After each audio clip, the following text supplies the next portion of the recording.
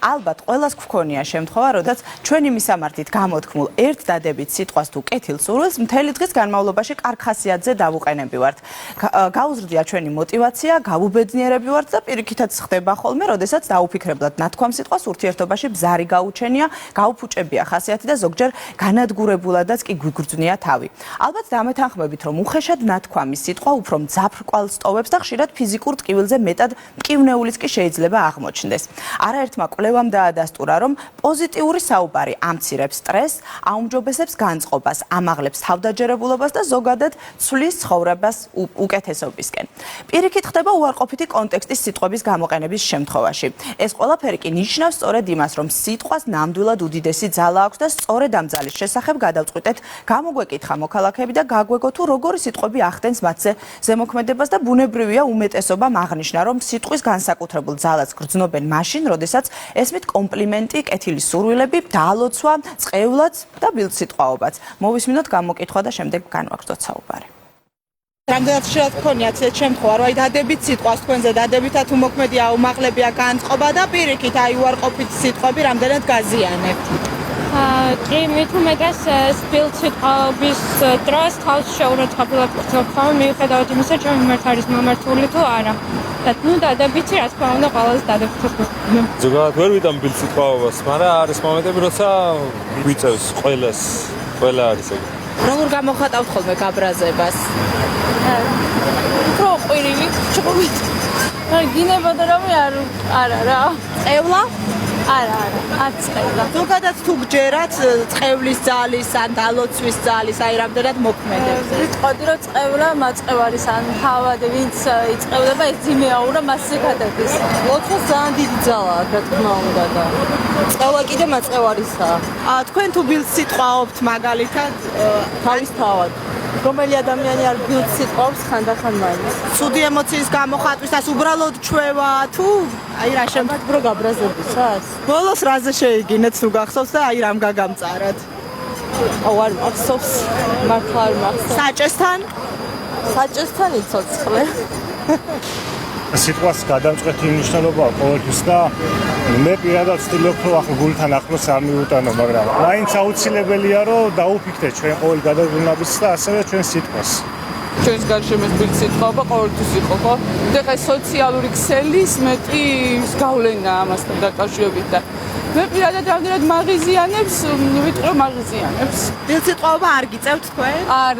არა, თავს ვიკავებ და არ ვიყენებ. ეს შეურაცხყოფაა, ხო? ნუ ეს ხო ადამიანზე მოქმედებს, ეს ადამიანის ფსიქოლოგიაზე, განწყობაზე.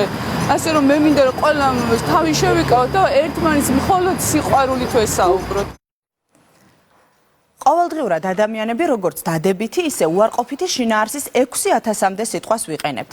ბოლო პერიოდში უკვე ადვილად შესამჩნევია ის, რომ ბილდსიტყვაობა ის, რაც წლების განმავლობაში ტაბუდადებული და მიუღებელი ქცევა იყო, თითქოს უფრო და უფრო ხშირად ჩნდება როგორც მამაკაცების, ისე ქალების ყოველდღიურ ქცევაში. დღეს რომ ორივე სქესი თანაბრად იყენებს უხამს ლექსიკას, თანასწორობის გამოხატულებად და თითქოს ნორმადაც იქცა. ბოლო კვლევების მიხედვით უხამსი სიტყვების გამოყენება ხშირია უფრო მეტად ახალგაზრდებში, რადგან ისინი ენობრივ თავისუფლებას ინდივიდუალობის ნაწილად აღიქვამენ. თუმცა კვლევებმა ისიც აჩვენა, რომ ბილდსიტყვაობის და ზოგადად ნეგატიური ემოციის მქონე სიტყვების გამოყენება, გარდა იმისა, რომ ანგრევს ურთიერთობებს, იწვევს შფოთვას, დეპრესიას და სხვა მენტალურ პრობლემებს, მნიშვნელოვანია ისიც, რომ სიტყვებით, რომლებსაც სოციალურ ქსელში ვიყენებთ, დღეს ურთიერთობები, რადგან გადაინაცვლა სოციალურ ქსელში, მნიშვნელოვანია ის სიტყვებით, რასაც ვიყენებთ სოციალურ ქსელში. და სადაც ერთმანეთის შეურაცხყოფა და უცენზურო სიტყვები უკვე ყოველდღიურად იზრდება. ახლა მინდა გაჩვენოთ კვლევა, რომლის საშუალებითაც გაანალიზეს Facebook-ის და Twitter-ის ათეულობით მომხმარებლის სტატუსი და დადგინდა, რომ იმის მიხედვით თუ რა სიხშირით იყენებს ადამიანი ნეგატიური შინაარსის სიტყვებს, შესაძლებელია დადგინდეს, აქვს თუ არა პიროვნებას დეპრესია ან სამომავლო დემუქრება თუ არა მას ეს მენტალური დაავადება. ბუნებრივია ნეგატიური სიტყვები ყოველთვის არსებობდა და ეს მხოლოდ ციფრული ეპოქის გამოწვევა არ არის. მეცნიერების თქმით, იმის მიხედვით თუ როგორ ხდება დალოცვა ან წყევლა, ძალიან კარგად შეიძლება ვისაუბროთ ერის სოციოკულტურულ თავისებურებებზე. ამ თემის შესახებ ჩვენს გადამღებ ჯგუფს ძალიან საინტერესო ფაქტი გვითხრეს ფილოლოგებმა, რის მიხედვითაც იურიდიულ დოკუმენტებში საუკუნეების განმავლობაში გამოიყენებოდა წყევლის ფორმულა, ეს კი ნიშნავს იმას, რომ ადამიანებს სიტყვის ძალის იმდენად სჯეროდათ, რომ მას იურიდიულ ძალასაც კი ანიჭებდნენ და ფიქრობდნენ, რომ თუ შეთანხმებულ პირობებს არ შეასრულებდნენ, დოკუმენტში მოყვანილი წყევლა ასრულდებოდა. ამასთან მსგავსი ფორმულების გამოყენება იმდენად ხშირი იყო, რომ თუ კი წყევლის ფორმულა სამართლის ძეგლში არ იყო მოყვანილი, დოკუმენტი ყალბად მიიჩნეოდა. ამ თემასთან დაკავშირებით ფილოლოგიის მეცნიერებათა დოქტორს და თბილისის სახელმწიფო უნივერსიტეტის მოწვეულ ლექტორს გიორგი ჯღარკავას გავესაუბრეთ, რომელიც კონკრეტულ მაგალითს გვიყვება ისტორიიდან. მოვუსმინოთ მას და შემდეგ განვაგრძოთ საუბარი.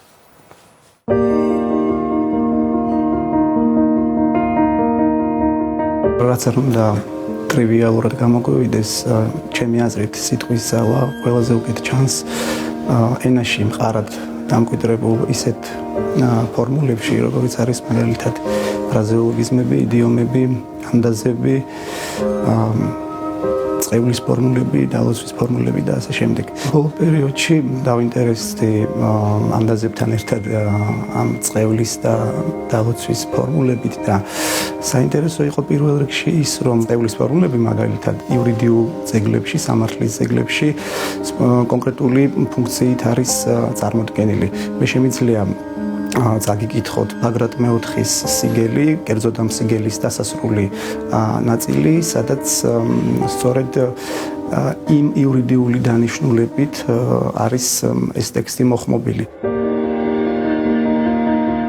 და უკვე თუ ვინმე რასაც ჟამსა, რაიცა გვარი კაცი, დიდი გინამცირე ადგეს და ამას ნაკნარსა ჩვენსა აქცევდეს, გამცდა ურიცხდების მამაიძე და სულიწმიდაი და ესემცა წმიდანი მოციქულნი არიან საჯულნი და ჩემნი ბრალნი მისგან იწიენ ღმერთმან. შეიძლება დღევანდელი გადმოსახედიდან ამგვარი ტექსტები გაუბრალოებული იყოს, ასე ვთქვათ, მაგრამ იმ დროს და იმ მოცემულობაში, იმ კონტექსტში იმდენად სჯეროდათ ადამიანებს ამ სიტყვის და ამ სიტყვის ძალის, ასე ვთქვათ, რომ მათთვის ეს იყო დამატებითი არგუმენტაცია, დამატებითი мотиваცია, რომ იქ მოცემული, ვთქვათ, ინფორმაცია ან არ დაერღვიათ, ან არ შეეცვალათ და ასე შემდეგ. წყევლის ფორმულების პოვნიერება იურიდიულ დოკუმენტში, რა თქმა უნდა, არ არის მხოლოდ ქართული მოვლენა და მსგავსი მაგალითები გვაქვს ევროპულ სამართალშიც, შუა საუკუნეების ევროპული სამართლის ძეგლებშიც და ეს კიდევ საინტერესო მოცემულობას გვაძლევს ტიპოლოგიური კვლევების თვალსაზრისითაც, რათა ერთმანეთს შეუდარდეს, ვთქვათ, ქართული სამართლის ძეგლები და ევროპული სამართლის ძეგლები ამ თვალსაზრისით, რაც მგონია, რომ სამომავლოდ კვლევის საინტერესო საკითხი შეიძლება იყოს.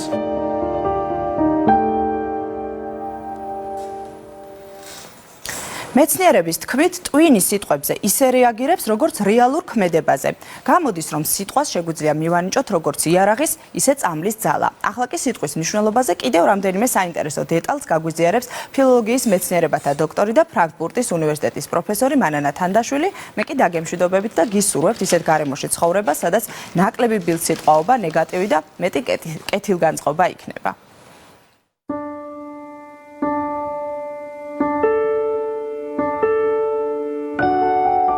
თვითონ სიტყვებს ძალიან დიდი მნიშვნელობა აქვს, როდესაც ისინი წარმოითქმებიან, იმიტომ რომ ერთია, როდესაც ის გონებაში აისახება და ცნების დონეზე არსებობს, თუმცა როგორც კი ხდება მისი ვერბალიზება, ანუ მისი წარმოთქმა, ის იწყებს თავის საკუთარ არსებობას, ის უკვე ენერგეტიკის სახით გადის ჩვენგან და ჩვენგან დამოუკიდებლად არსებობს. და ძალიან დიდი გავლენა შეიძლება მოახდინოს, ლოცვა იქნება ეს თუ წყევლა, სწორედ ადრესატზე.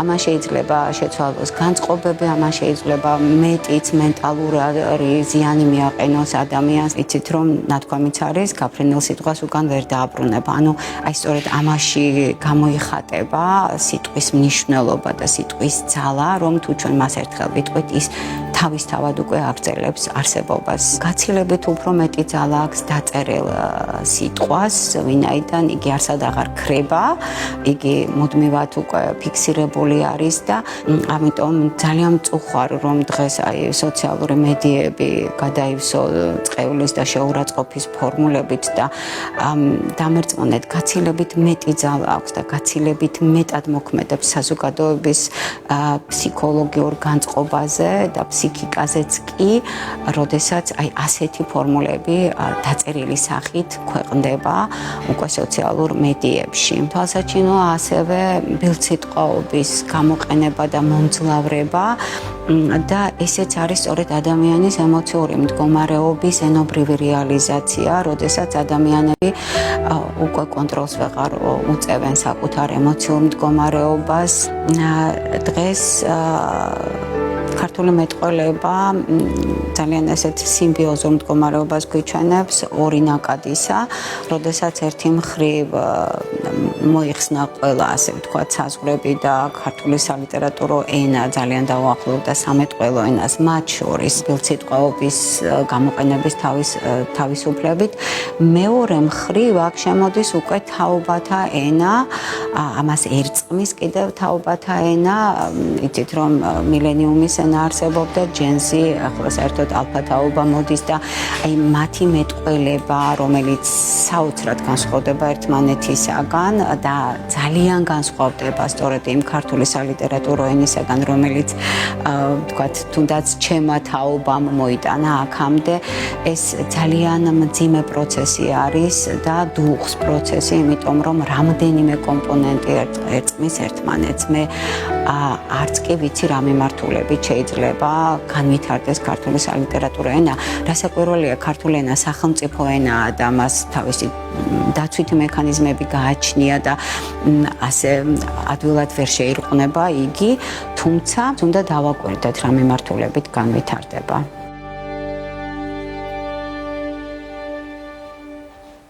მადლობა თამთა საინტერესო მიმოხილვისთვის. ახლა